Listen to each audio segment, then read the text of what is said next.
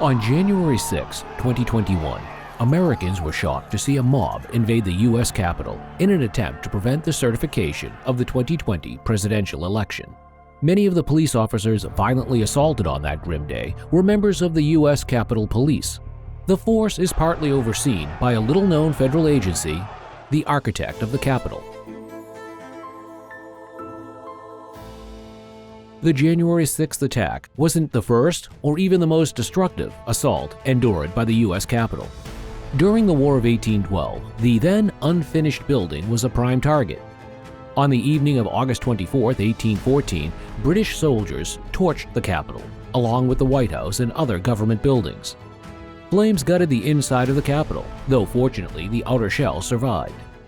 The first architect of the Capitol was Dr. William Thornton, whose design for the building was chosen by President George Washington in 1793. Thornton designed two wings, one each for House and Senate, with a rotunda topped by a low dome between them. Construction began when President Washington placed the Capitol's cornerstone in a Masonic ceremony on September 18, 1793. In 1800, the federal government moved from its temporary home in Philadelphia, and the Congress, Library of Congress, and Supreme Court were all housed in the unfinished Capitol. However, before the War of 1812, funding for construction ran out, and the second architect of the Capitol, Benjamin Latrobe, was laid off. After the British burned out the Capitol in 1814, Latrobe was brought back to supervise the rebuilding. The center section with the rotunda and low dome was finally completed in 1826. By the 1850s, the Capitol may have looked impressive, but it had become very cramped as Congress added many new members representing additional states, and its heating and plumbing sorely needed an upgrade. In 1851, the new architect of the Capitol, Philadelphia architect Thomas Walter, led the construction of two large wings to accommodate larger chambers for the House and Senate. Next, Walter designed and built a stone-clad, much larger cast iron dome to match the bigger proportions of the expanded building. By 1861, the crowd gathered for Abraham Lincoln's first inauguration could marvel at the huge boom that lifted sections of the new dome into place. And Capitol construction during the Civil War reached a memorable, permanent height in December 1863, when the Statue of Freedom was unveiled on top of the bright new dome. As the Capitol became the landmark familiar around the world, it grew further over time. So did the responsibilities of the architect of the Capitol.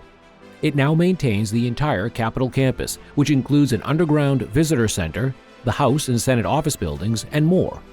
The Capitol continues to be a work in progress.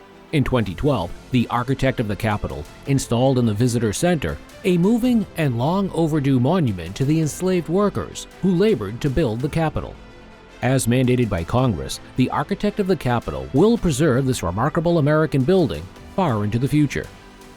This video was brought to you by the Public Education Project, an independent nonprofit group dedicated to improving public knowledge of the government by sharing the rich history and exciting stories of the federal agencies that serve our nation. If you enjoyed this video, don't forget to give us a thumbs up and subscribe now to start your journey into the fascinating history of the U.S. government today.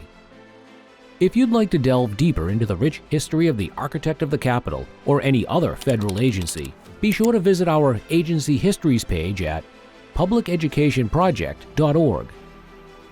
Featuring nearly 250 detailed pages showcasing the diverse stories of agencies dating back to the nation's founding. Follow us on Facebook, Instagram, and TikTok so you don't miss out on new videos and updates.